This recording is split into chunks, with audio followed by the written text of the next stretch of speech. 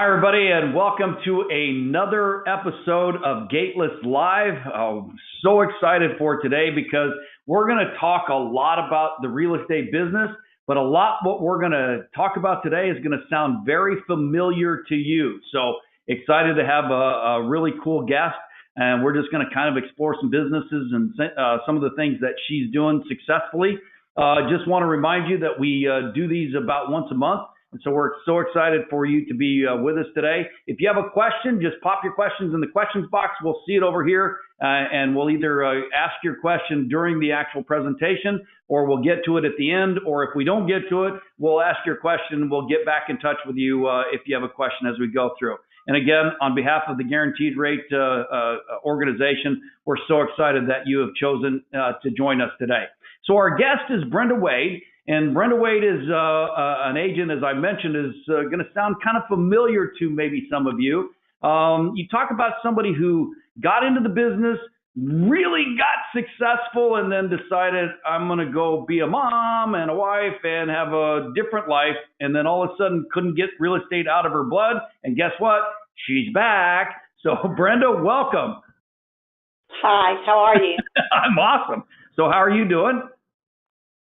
I'm doing great. Glad to be here. So let's talk about that story. I know that you had a really successful RE/MAX office in Texas, and that's how you got into business. Let's talk about your roots and a little bit of a highlight of your career. My dad was in construction, so I grew up on job sites with Dad. And then in my early 20s, I got my real estate license. But I had grown up in Pensacola. I was living in Texas with my husband's job had taken us there, and went into real estate. And my husband could see the reality of why RE/MAX made sense. But he said, if it makes sense, why don't we open one? You know, because ever the business guy. And so we made that decision. We opened a RE/MAX when I was 25, and it did very well. I was very fortunate to get some great agents to join us. But then I had kids and realized, okay, you can have it all, but maybe you can't have it all at once. So we kept the office a few years, and then one day I just woke up and said, I'm ready to sell the office. And so we did. We sold it, and I had to stay on contractually a year, and then we took a transfer to Atlanta with his company. And I took about 10 years off and then got my license so that I could sell myself a house because I'm the worst customer ever. Enough knowledge to be dangerous. And while I was selling myself a house, I had friends I started selling, and my first full year in the business with no intention. The joke at my office is that I said, I'm only going to sell myself a house.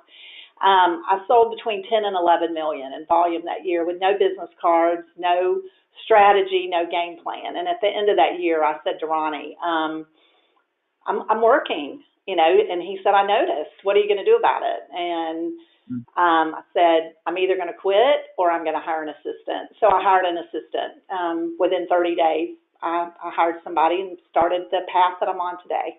So it's kind of funny. You mentioned that you had no intention to get back in. So you wanted to sell yourself a house. And I love the fact that you admit that you're the worst customer in the history of the world. I love that.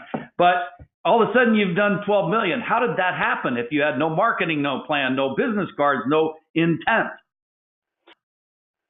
I cut a picture out of my family picture to use. And when I would advertise, because I was listing, and selling, but just friends, just people I knew from church or school or my kids, whatever. And so I just hacked off, photoshopped a family picture and put that picture up, and was really just marketing, doing what I would want someone to do for my home if it was me. And that worked, and I was very knowledgeable, and that showed. And so and my concern was about the customer because they were friends. So everything I was doing, I was trying to take care of them and do exactly. And, doing the right things brings success. And it just brought an abundance very quickly. I love it. So one of the things that I learned about you is that you are the master delegator. And so we talked yesterday about the fact that, one of the things that you focused in on is what am I good at and what am I not good at? So that's kind of the topic for today because you're the master of delegation. And you talked about the fact that when you realized you had to get back in, you immediately started looking for help. So what made that decision? I had had an assistant in Texas, and so I know the difference of quality of life. And my youngest child was not quite 10, I think, when I got back in the business. And so my family has always been number one. I mean, that's got to go well. And so you couldn't run carpool and do everything else and do the right thing for the customer and not have help.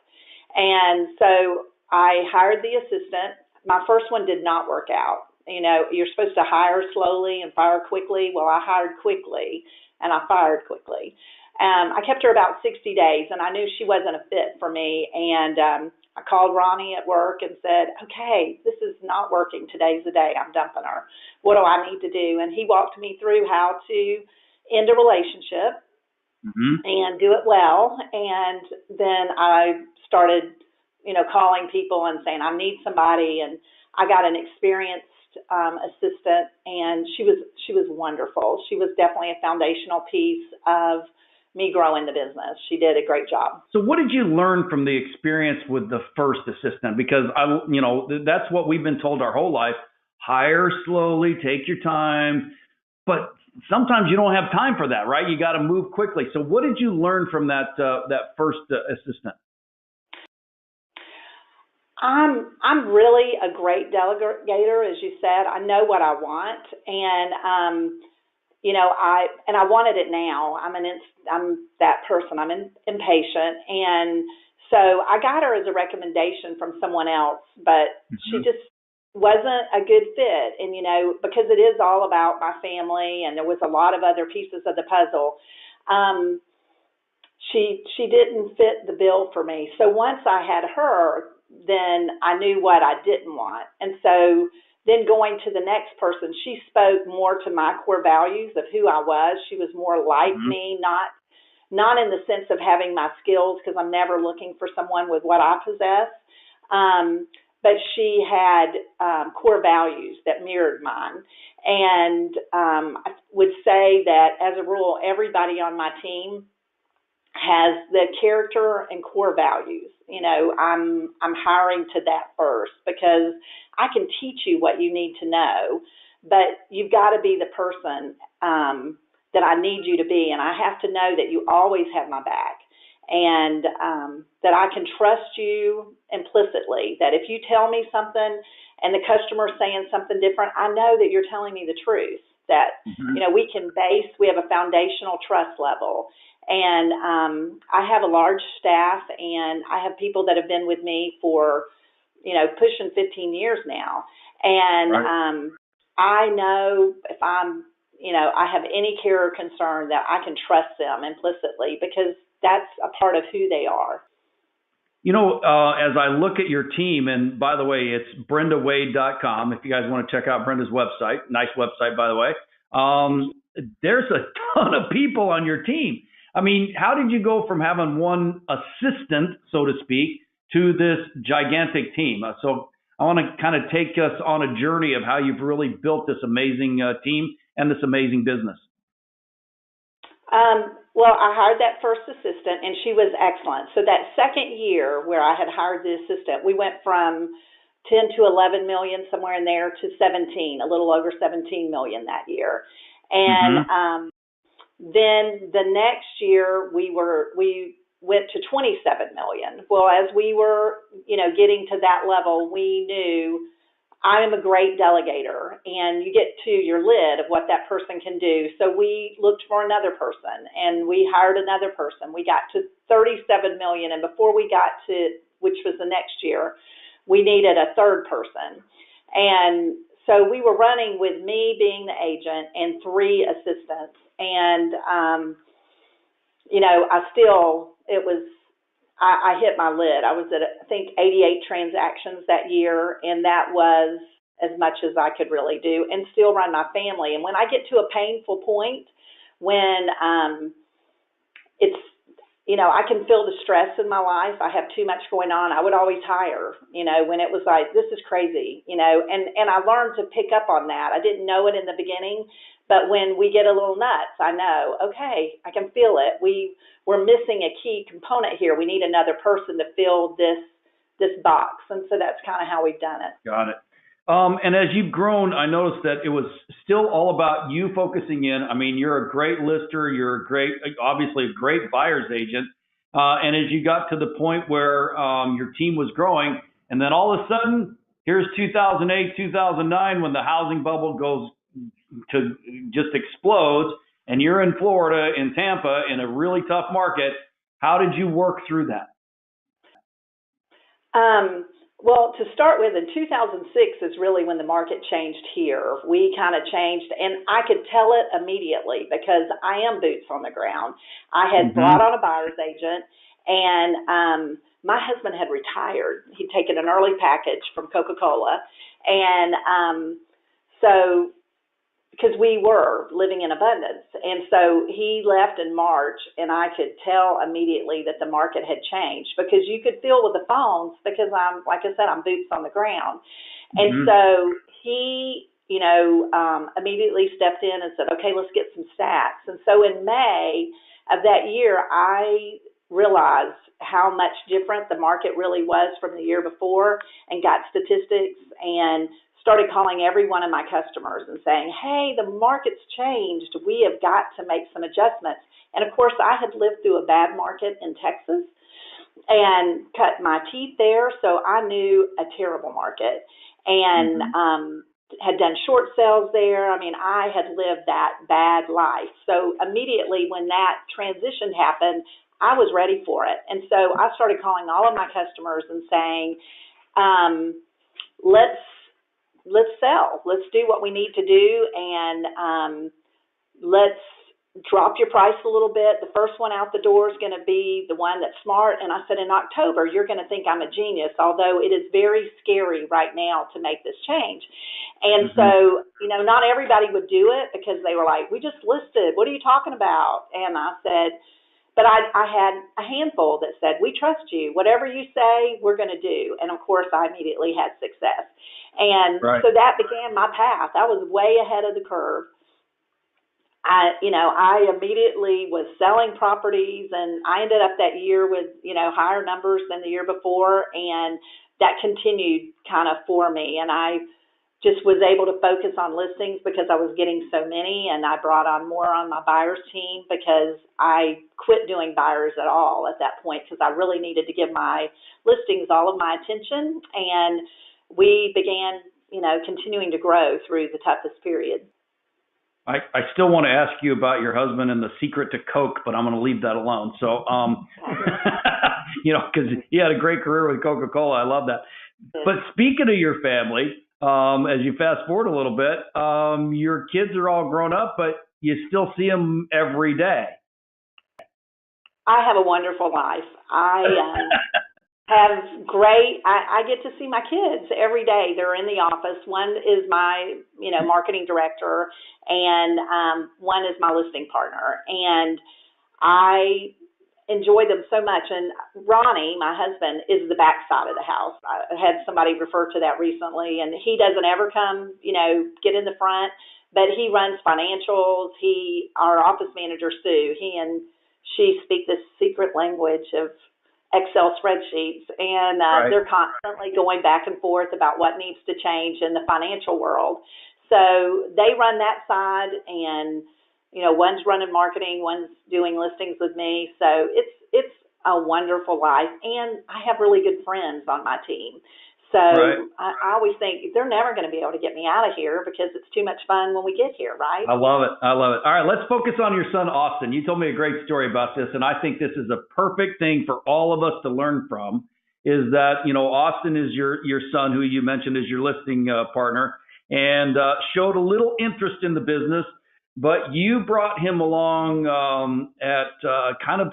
very methodically. So let's talk about what your thoughts were with having him take over this part of the business and how you actually brought him up to speed.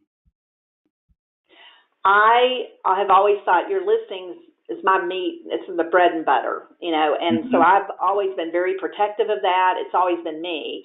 But I was getting to my lid again. As I told you, when I get to a painful place, I know that it's time to, bring on that next person. And so he was in another career. He was in law enforcement and, had gone to college for it. It was his dream to be a federal agent.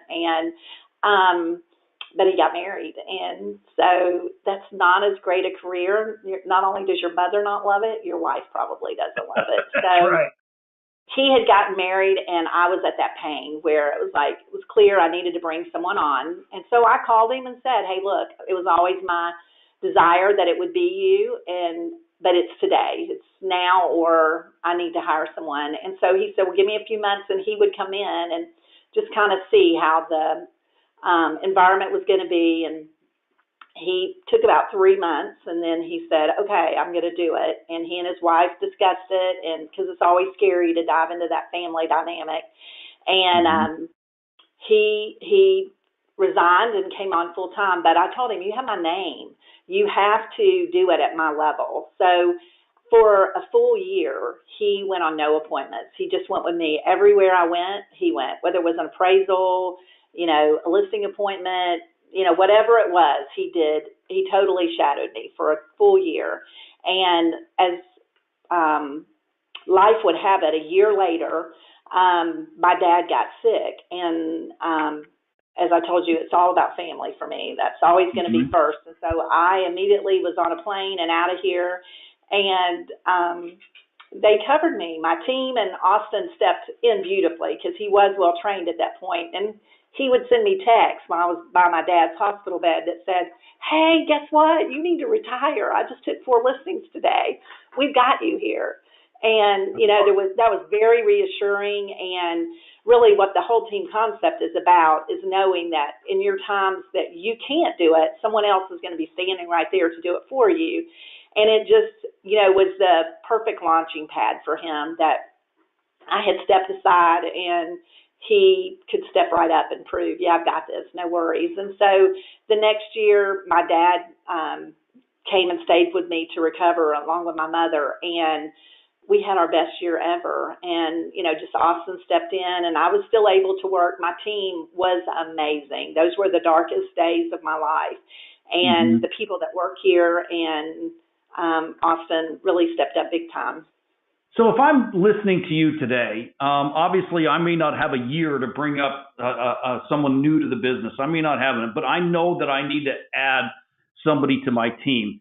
The one thing that I heard that I keep going back to, and you said this a couple of times now, you said, you have my name, you have to do it my way. I think that is so critically important. You also mentioned the fact that these are my values. These are the things that I do.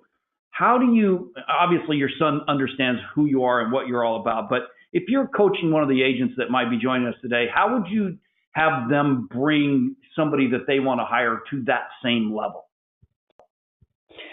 Well, first off, you just know who you are. And from the very, very first person that I ever worked with, I've always said, take care of the customer and the customer will take care of you. I have always elevated them first. And I know that if there's a problem, we need to fix it. And it's got to win for the customer. And my whole team knows that. I mean, from the minute you're here, and I tell my buyer's agents, I'm going to sell this buyer's house eventually. And I want them to know everything that I'm going to tell them at my listing appointment before they ever buy the house. So I'm constantly training that into them, that this is very important to me, that your buyer buys very, very well. And they have the information that I have learned. And if you have any doubts about a house, you call me, let me look at it, and I'll tell you what I know. Because you have to realize how much feedback I've received in my lifetime of selling houses. I know a lot about what the buyers going to say. And when I walk into a listing, I can tell you what the buyer's agent's feedback is going to be because I've gotten so much feedback. And of course, my Austin, when he came on, he was reading that feedback every day, just like I do. I mean, we are focused on what's the consumer saying. And so I'm training them based on what we know. And when we go into a listing, we preview all of our listings, and with my buyer's agents, I'm talking about it. You know, what's the pluses, what's the minuses, what do they need to know? Because I'm a firm believer that someone can know everything about the house and they'll still buy it. Because if it's the right house for them, they'll buy it. But let's tell them that up front. Let's make sure they understand what's the pros and cons to this house. And so as a team, you couldn't walk into my office and not know who we are, because we're reinforcing it daily. And from the receptionist all the way, you know, up to me. I mean, it's constantly being talked about what we want, and we want the right thing for our buyers and sellers, and that's for them to be informed and educated. And, you know, the benefit of working with us is that I have a lot of knowledge and am constantly, you know, telling it, you know. And like I said, when Austin came on, and now he'll tell you, I mean, he knows what I think, because he went around with me, you know, all year, and that's 200 plus listing appointments. You know, I think this year we've done between 300 and 400 listing appointments. So when you're going on that number of appointments, you're hearing a lot of feedback to a consumer, and he knows how I'm direct. I tell them, this is the facts, you know, and what are we going to do with that information? But if you train them, they can't help but know it. And my buyer's agents know it. And when a new buyer's agent comes on, my buyer's agents are such a strong team. And so they're helping each other, and they're telling them, you know, so their texts are flying between each other. And as I mentioned, my first buyer's agent still works on our team. So she's been here 13 years. And, you know, my second one came in '07, and so she's been here, you know, over 10 years, and they're constantly communicating what they've learned, which is a lot. And so hopefully we do a good job of that. So I know that when we talked earlier, then as you decided to get in the business, you hired an assistant, and then I know you hired a couple more assistants. When you finally decided that you needed a buyer's agent, I know that you were very particular, as you have built your team. What did you look for? What were the qualities that you found in the buyer's agents that you hired? You'll find that I hire people I know. And a lot of people will tell you not to do that. Don't hire family, don't hire friends. Actually, I do just that. And so the person that I hired for a buyer's agent had been one of my buyers. And she had, and I had talked about her getting her license, and she had gone to work for a builder. And she's just dynamic, you know, great, energetic. And so I was very busy. I had taken my son to college, and it was his first year, and I mean, my phone is blowing up. And so I just called her and said, it's now. You've got to do this. You've got to make the jump for me. And, you know, I want you, just kind of the same thing that I did with Austin. It's like, I need you, and you're my first choice. Will you take it? And she said, you know, let me talk to Ed. It's a big deal, you know. And so she came back and said, yes, she would. But I already knew her. You know, we think alike, and she's very much filled with character.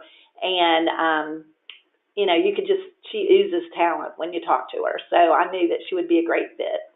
And then as I've hired the next one, and I were spending time negotiating contracts. And it was when the market was tight, and I was still selling houses and I think she just knew, I'm not loving this listing side where you're having to constantly drop bad bombs. What if I come on with you and I'll do your buyers? And so that was a perfect fit. And I already knew her. I had worked with her. She was magnificent. And I will tell people all the time, she's one of the best buyer's agents you will ever find anywhere. And I'm fortunate enough that she's here. And you know, just that the doors would open, and I get approached a lot, and I only have 7 buyer's agents, which when you look at last year, I only had 6. I brought a new one on this year. So last year we closed over 400 transactions, and it was about 40% of that was buyers, maybe 160 transactions, and 6 people did that. And so that's pretty great numbers. And then Austin and I do the sellers. So those were, you know, telling you that they're all hustlers, they're all hardworking, and their buyers that they work with love them. They do a great job. So are they you? In what way? In other words, are they mini Brendas? Are they? How do you train them? How do you make them buy into that? You know, it's my name. You have my name. You have to be what you have to do what I say. How do you get them to that level of being you trusting them with representing you to their client, your clients? Well, I don't hire inexperienced agents. I hire experience, and Mm-hmm. because I don't have a training mechanism, and I've passed on some really good people through the years because they were brand new, and I knew they were going to be great, but I don't have the mechanism to train them at this point. Hopefully, in the future, that will happen, but and I want them to be good. So I'm very particular about who I will hire. And again, it comes to that core value. Who are you? Do you understand that it's about the customer? And even though you may really need the money, you can't make it about you and what you need. You have to make it about what they need. And they all know I'm always looking. I'm always watching every sale to say, you know, was that a good buy? Why did you sell that house? What was good about it? You know, and they have to be able to defend it to me. And they know that from the beginning. I'm very feet in. And so they collectively are saying, what do you think of this house? What would Brenda say? And, you know, they're going to the top of the food chain, which those experienced agents, the one that I hired first is such a little educated consumer. She's reading. And, I mean, they're always talking among themselves because when you hire to that culture and that character, you get great people. And so they're Mm-hmm. always wanting to do the best thing for their customers, and it just shows. And so, yes, they are mini me's, but with lots of different personalities, but their same goals are there. Got it. I love that. You have to be able to defend it to me. I mean, that you have to be able to defend it to the client too. So that's a perfect approach. I love that. That's a key point that I want everybody to make sure you heard that. You always have to be able to defend it to the client, which means you have to defend it to me. I love that. All right. So we've talked about your buyer's agent. You know, your son Austin's helping you with listings. You're doing listings. Let's talk a little bit about technology. Let's talk a little bit about social media. And oh, by the way, there's another person by the name of Allison that helps you with your marketing. Yeah. Well, and you know, I would say one of the great things about our team is that we have young and we have experience. And I tell everybody when I hire them, you're so lucky to get to, if you're working in the office side, you're so lucky. You're getting your master's degree right here. I have such wisdom on my team. I have great, strong women that work here that are smart and savvy and, you know, again, just core values so well. If you're a mom and you knew you could come plop your 22-year-old that had just finished college in a seat in my office and get to have them being mentored by these strong females, you would be so excited because they're such great human beings and great employees, great friends, and do such a great job for our customers. And so they teach these young ones so much. And then the young ones come in so smart and techo and, you know, teaching us so much. So it's a give and go between the two generations, if you will. And it's worked so successfully for me. When I see people, you know, making snide comments about a millennial or whatever, I'm like, send them to my office because we've had such success with them. They just do great things and they know so much, and we can take a project and turn it over to them. I was in a local store with Allison one day, and my listing manager was in there, and of course at that time I wasn't hiring for the listing manager, but I said, wasn't she smart in school? And Allie said, oh yeah, she's very smart, very organized. And we hired her right there out of the store, you know, and she's amazing. She does great work for us. And, you know, we can turn to her for projects and technology. If we need to get things done, she can do it. And yet she's picked up those great customer service skills that my team is known for, because it is all about the customer. Allison is young. She's doing our marketing and, you know, always doing great things on social media. We get good engagement on our social media, and, you know, she's trying to grow. We've, you know, turned from Facebook to Instagram. We still do Facebook at a good level. And she started our Instagram page this year and is building followers on there and building content. And so that's worked well. We still do a lot of print media, and so she coordinates those ads and is designing things for us. And so that's been a good fit because, again, she already knows who we are and what we're doing, and communicates well with our staff. I just want to make sure that I made that clear that Allison is your daughter and is your marketing director. Yes. So you intrigue me because you said two words that I haven't heard in forever: print media. Really? So let's talk about that. Are you having some success with it? We've had print media for a long time, and actually when the market changed back in '06, when most of our friends were pulling money off the table, we were pushing money on the table and doing advertising and being creative to try to drive traffic to our listings, and it worked. And print media has worked. We are very focused into a local marketplace, and so we have different areas that we do it in. We have several local newspapers. We have, that are publications for neighborhood. We have some high-end magazines that we use, and we still sell. We're very much track-oriented, if you will. Whenever somebody's coming into our office, we know where the lead is coming from, and if it didn't work, we wouldn't do it. So it still works, and I'll tell people, in this day and age, a lot of times there's more parents buying houses for kids or helping kids than you've ever seen.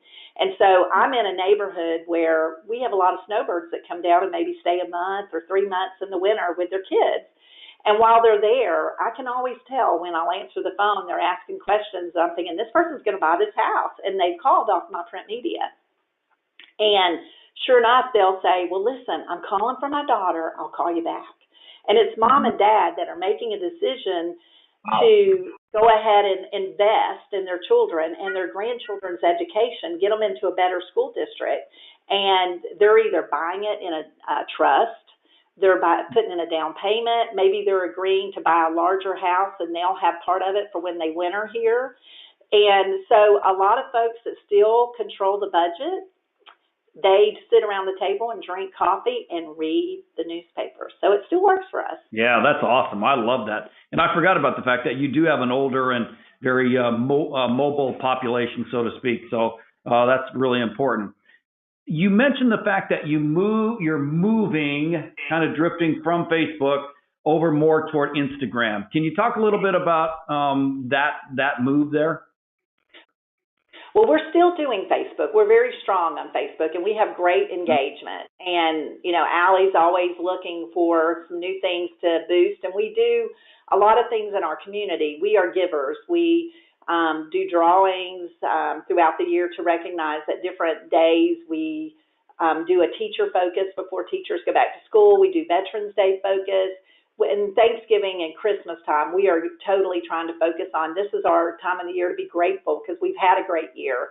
So we give back a lot. We look for local charities, and Allie, works in tandem with them to create, feedback for them, engagement for them, and we'll help them develop social media campaigns and then also uses it on our Facebook. But the younger generation has definitely drifted to Instagram. If you're looking for those millennials, a lot of them very rarely post on Facebook. So they're going to Instagram. So Allie is definitely focusing on that. So we'll still achieve that. But we haven't given up Facebook. We're still there, and our engagement is pretty good. And our customers very much love it with what we're doing and what they can see we do with their houses. We're, advertising, sponsoring posts, and we're targeting in different areas. So, she definitely kind of develops a strategy for each listing. Right. A couple of things I want to hit on here. Let's talk about, you are very involved in your community. You mentioned the teacher recognition, the veteran recognition. You guys do a lot of philanthropy there. So I know that it's very important to you, and it's not always business related for you. You're very deeply rooted in these communities. So talk about some of those efforts that you do and some of the things specifically you do to boost your community. Well, right now we're working with Seeds of Hope, which is a local food bank that is driven by our community. It's somebody had a dream that it would incorporate our kids that work in our area schools, and they do backpacks for our underprivileged schools. So not necessarily the school that they are, but they take it to other schools in the area that have a different population. And so they take and fill these backpacks on Friday with these kids so they'll have food all weekend. So, you know, the teachers and social workers identify kids in those communities. And so we support that. And it's done by our junior and senior high kids are actually running it. So they're getting community service hours, getting to touch people that might be outside of the bubble that they live in. And then the other family is getting to receive. So we love that, and, you know, love that. And so we're very involved in that. We try to be year-round, and we sponsor races that they do to raise money. And we do a promotion every Thanksgiving, you know, season in November to do give back. And so that's one of the ones that we focus. And you'll see that we have a campaign that we raise money with our business partners, and Guaranteed Rate is one of them, that we have them come in and speak to us on one day. Our team sets aside a day, and we have different people that we do work with all year, and they come in and make a donation to Seeds of Hope, and we in turn match it. So at the end of the day, we raised between $12,000 and $13,000 this year. We raised about $6,000. And then we matched it. And so we were able to give Seeds of Hope almost $13,000. So we do that in November every year. And that's very successful for us. But like I said, we're doing other things all year long with looking for ways to help them and other, you know, there's the kids' place in our community that we've been active with. So we're constantly looking for folks that we feel like meets our core values again, and is trying to help people with a hand up and a hand out. Got it. By the way, here at Guaranteed Rate, we just came off of a tremendous food drive, almost 140,000 pounds of food nationwide. In the last 5 years, Guaranteed Rate has provided more than 1 million meals, and I'll tell you get emotional, you get so excited. You know, and sometimes you forget about the business part when you're so actively involved in your community, and I love that about you and your family and your team. But one of the things that you've kind of been fighting a little bit is that you've been in that little one part of the community, and you're thinking that maybe you'll expand a little bit. So let's talk about your expansion plans and why you've kind of focused in on your individual community. Well, when I was just getting back into the business, when I told you I had no intention, it was very easy for me to stay very focused. And somebody would call me outside of the area that I really wanted to serve. I would, you know, it was very clear to me, I can't help you because I'm going to help you at a very high level, and I'm not able to do it unless I stay right here. And so if you wanted to look all over town, if you were a relo buyer, I'd have to say, I really can't help you because I'm going to do business right here, because at 3 o'clock, I've got carpool. And I knew what my limitations were. And so by knowing what I could and couldn't do, and being able to clearly have my boundaries defined, because my family did come first and still does, I could clearly say, I want to do a great job with everybody I help, and I can't help you and to help you to that high level. So I do all of my business. I would say, maybe I shouldn't say all, because we do have buyers that are outside of our area and occasionally a listing, but I would say 90% of our business is in a 10-mile radius. We are, and I would say the majority of it's within a 5-mile radius. And we know the neighborhoods inside and out. When you call me and you start talking about a house, chances are I know it or I've seen it.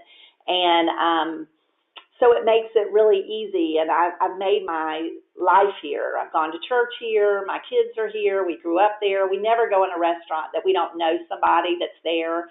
It's very small town feeling, even though we're in a nice sized city. And so as my life has changed, my kids are now grown and they're in my business. We said, okay, we're going to do a little bit more. And so we're able to expand a little bit, and we're doing market research on exactly which territories that we are going to be able to service at our level, because that's the key for us. Is I want to do a great job. If you're in my life, I want you to feel like, you've got exceptional service, and that I know you. It's a personal thing for me. And so we're focused on what is best for the customer, and that we'll let that guide where we go. I love that. Always maintaining the service level so you know where your bread's buttered, so you stay in that area. I love that. A couple of things. You're uber successful, and I need to get back to some of the basics things that you have done. And I know that your team is critically important, but let's face it. You're the foundation of your organization. So let's talk about, the questions that everybody always asks. So what do you do with Zillow and Trulia and all the online sites? Are you guys using those? How are you handling them? How do you funnel that to your buyer's agent? What's your strategy there? We have participated with Zillow as a premier agent for many years. We invested more, maybe a couple years ago. We put more money into Zillow, and have had a good return. When they changed their algorithm earlier this year, I was screaming Mimi about that because it wasn't working for us. And I went to their conference in Las Vegas in November, and said it's just not working. And I'm a tracker, and because I'm very hands-on in my business, I could tell you. And I was sitting there with my rep going, let me show you my leads. Let's talk. And they did. They changed it right after that. So you've got to give them props, because when, there are people that were paying them complain, they made some changes. It's not a large portion of my budget, but it is a portion of my budget. And, I track, as I said, we're looking at, what works for us. And Sue is a spreadsheet wicked woman, and so I can go to her and say, Sue, how many closings am I getting? What is happening here? What happened at the first of the year when that transaction started changing? What happened? So we do print media, we do Zillow. We are Boomtown customers. We were with Tiger Leads for many, many years, and they sunsetted this year. And at that point, we made a choice to go to Boomtown. So we have a good CRM for the team members that work with us. But by and away, when you are a lister, I'm a strong listing agent, we get phone calls on our signs. And, right. And when you've been around as long as we have, we are big proponents of staying in touch with your customer. And we have a great repeat referral business that comes from our previous customers. I got it. Referral repeat is so important. Now, you mentioned get calls off your listing signs. Doing open houses? We do open houses, and we do sell them, and I love it when other agents, when the market was tough, so many agents at that point, you would hear they're dead, and I would just laugh, because sometimes when people will tell you what's dead, it's what they don't want to do anymore. And exactly. I've sold many houses at open houses, and many times, when I'm sitting in open house, another agent's buyer will walk in, and for some reason this house didn't meet their qualifications, so it didn't get shown, not through any cause of the buyer's agent. It was just that it was outside of what they said. And, that old saying, buyers are liars. They tell you what they won't do, and then they walk in it, and they go, this is it. And the wife goes, but you said, and he goes, no, this is it. And so the agent will get a sale off of my open house, and we're happy for that to happen. We love working with the other agents in our area. And so we sell a lot of houses for other agents. We sell a lot of our own houses. And so we're very happy with what open houses do for us. So what's your strategy with open houses? What do you do? How do you set them up? How do you host them? What's your plan there? We advertise them on, anywhere online that we can. We'll advertise in the newspaper still, although we're phasing that out. We're seeing less, because we track when they come in. Where did you see us? What did you do? We put up signs on Friday to direct traffic so they can know, hey, Brenda's having an open house this weekend. So if they're riding through the neighborhood and they see it, they know, oh, I can see that on Sunday. And we find that is successful. I know that other agents will door knock and all around it. We have not had to go to that level to get a good turnout. And by the marketing that we do online, usually we'll drive it. Got it. One of the things I keep hearing over and over from you, and I absolutely love this because I'm a huge proponent of this, you know your numbers. You know your numbers, you track your numbers, you work toward your numbers. And I know you have great support and spreadsheet gurus, but I get that you have a sense of where you are and what's happening. How do you keep on top of your business like that? My husband will recap it. And it's funny that when he first did this, in the beginning, I remember one year he sent me numbers, and it was like the 1st of June, and he said, "You're never going to cycle your numbers for July." And he goes, "Your last year, July, was killer." And I was like, I'm so competitive within myself, and that freaked me out. I mean, and so the next day I'm telling him, "Don't ever do that to me again. I can't stand that. I've been awake for days." Thinking about these numbers that you're giving me, because I will cycle July. It's just June 1st. I'm going to be fine in July. And, but it was like, oh my gosh, what are you doing to me? And because I'd never been that way, really, my business grew very organically. I didn't have a goal. I just had a goal to take care of the customer. I wasn't driven by, you've got to sell this amount, or my goal was always about the customer. So he came, from this other environment, and he started going, this is how you judge your success. You have to cycle, and you have to get and improve. And I'm like, what the heck? Stop it. And so he started feeding me that. And then he would say, okay, I won't send it to you, but here it is. And so he'd start putting it. And then a couple years later, he got me addicted to it. And we were redoing a house at the beach. And so he wasn't, as involved. He was focused on that house. And I called him. I go, "You haven't sent me numbers." He goes, "What are you talking about?" I go, "I need to see my numbers. What's going on?" And so he goes, "Oh, I'll see if I can put them together today." And because I got addicted to them, once you have it and you realize, you have to cycle those numbers. You have to see where you are. And he's constantly telling me where I am year to date. So he'll give me a synopsis constantly of, are you better on volume? Are you better on units? Are buyer's agents doing well? Are you doing well? Austin, kind of telling me where everybody's at. So he recaps it. He knows what I need, and I just review the short version instead of the long version. And then the second part of that is you track your efforts. I mean, you ask people where they heard of you. I mean, that's so critically important. So what's your strategy there with making sure that you're finding out what's working and what's not? Well, because, the world evolves and the business evolves, and, all the time. I mean, I came in this morning and sat down with the girls and said, "Hey, one of the tools that we're using, do you think we're getting the results on that we should? Is there another tool at this point? Are we wasting money?"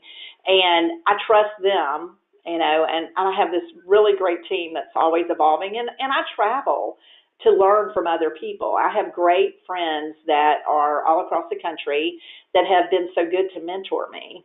And so when they learn something new, they're sharing it with me. And then I go to conferences and I'm just always trying to improve what we do. And so when, 3D Matterport came out several years ago, we were one of the first ones to implement it. We bought the camera immediately and figured out a way to bring that into our business. And we learned it from someone else. And, they said it is working. So very quickly on, we implemented. So we're constantly looking to be cutting edge on what is going on, but we know who to trust. And so because I know a lot of other top agents, they're giving me what their results are early on. And so we can, implement that in our business. All right, let's focus in on, and we're getting tight on time here, and I got so much more I want to talk to you about. So anyway, let's focus in. Everybody wants to be the greatest listing agent ever. They only want to do listings. And you obviously have captured this marketplace.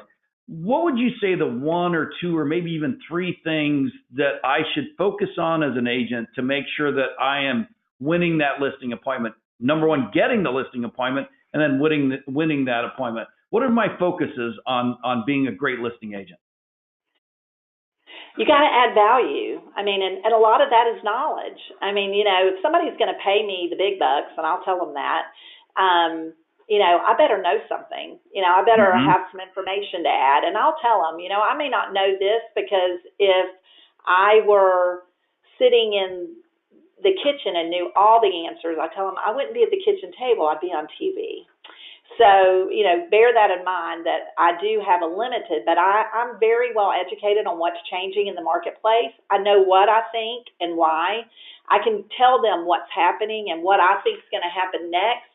And just like I told you in May of 2006, I had some news for them, and that news held true all the way through, that I knew what was going on, and I gave them a path, and I told them what's going to change. When I walk in the door of a listing, I'm looking for what's going to be the pluses and the minuses.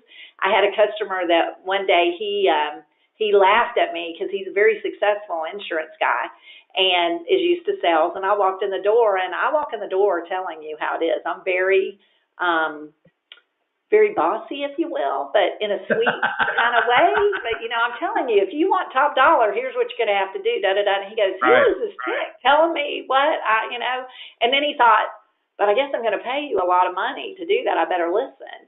And so I know, I've learned. I've spent a lot of dollars on education. I'm constantly learning more.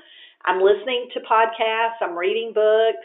I'm staying, in touch with the news and the financial markets.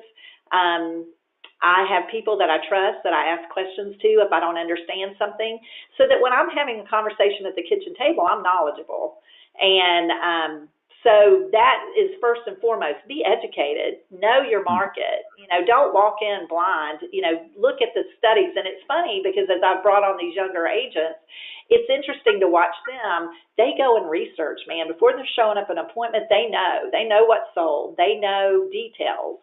And you're competing with them. So you have to be at least as good. My marketing's good. I'm known in my marketplace for it. And my results are outstanding if you look at what I do for my customers. So I can lean on that and I can show it. And so that's what you need to do is when you're working, you need to realize you're working to build a resume. And I'll tell my customer, my goal is to get you the most money because it makes me look good. And I can go in and show where I do that repetitively. And so you have to do that as well. You have to build a resume of business that you can say, look what I've done. And it was all about you, the customer, because that's really where your business is going to live or die, is what you do for that customer. Speaking of customers, buy side, on the other side of that, I know that you have a great relationship with your guaranteed rate loan officer, Todd Martin, but how do you manage the process on both sides of the transaction? I know every great agent I've ever met controls everything, and I love that. What's your pattern, and how do you control the process? Well, we're systematic, if that's what you're asking. I mean, we are very definitely, we use Trello. I don't know, that's been great for us because everything's online. I can go in at any time and look and see where we are on any transaction and love it. Just pull it out my phone. I can see where we are. So when my customer's calling me at 9:30 at night panicked, I can see exactly what was done. I have full notes between that and our CRM. And, so we are definitely driving from this is what we do and why. And I know why we do every step. And occasionally something will change. Somebody will have moved something because they had the thought. And I'm always like, no. We don't move anything that I don't know about because I am on top of it. And, that the systems, you have to have them in place if you're going to repeat a excellent process time after time. You mentioned CRM a couple of times. What do you use? We have used Top Producer from the beginning, and Sue, my office manager, developed spreadsheets, and then we found a way to implement all that in through Trello. And so we keep our customer base through Top Producer, and we're using Trello to chase all of our deals. Got it. Trello's an interesting software, and I'm glad that you've got those two to work together because that's really, really important. All right, a couple more things here, real quick, as we wrap up here. What do you see happening in the marketplace? We're seeing all this stuff about, home sales are going to go crazy, bad, and the market's going to be terrible, and oh my gosh, doom, gloom. I don't hear that from you. What's your forecast for what's ahead? Well, I think this year we saw rates go up, and I think that it takes a minute. So if you're sitting in a house and, you're at 3.25, 3.5, you're going to have to really think long and hard about whether the move at 5% was worth it. Now, Todd sent me a spreadsheet that said 4.5. And when he sent that, I was like, whoop, whoop, whoop, that's exciting. And I posted on my Facebook page to say, I just saw 4.5, guys, let's go buy a house. And so I think that gives some people some pause. So if you didn't need to move, you just kind of were thinking about it, you might go back in your hut. I think Florida is, still got 1,000 people a day moving to Florida. So we have a strength here that maybe in all areas they don't feel, but we did. And so when I'm at conferences, I'm hearing people from Canada, Denver, all over really, Chicago. They're kind of soft, and we definitely have some pockets that have softened, but that typically happens this time of the year. So, our numbers inventory-wise are still pretty, saying we're short of inventory. And so if you're, in a certain price point, you can see that there might be some softness there. But I'll need to go through the spring before I'll say that. In March, April, May, I'll be able to give you better predictions when I can tell what my phone's doing. All right, got it. A couple questions that I want to get to in the questions box real quick, and we're right at the edge of our time frame here. Do you survey your clients after okay? Everyone. I write them all a handwritten note and ask them to, give us feedback on how we did. And because I appreciate it. When we're doing good, I want to tell everybody here, we're doing great. You did a great job. I want, who they loved to be recognized. But when there's an area that, someone might come back, it's very rare, but occasionally someone will come back and tell me something. And I'll call them and tell them, hey, you know what? I appreciate that you gave me this feedback, because I know it would be much easier just to say you were great and move on. And but I really grow from bad feedback. If someone can really tell me what I'm doing wrong, I can definitely fix it.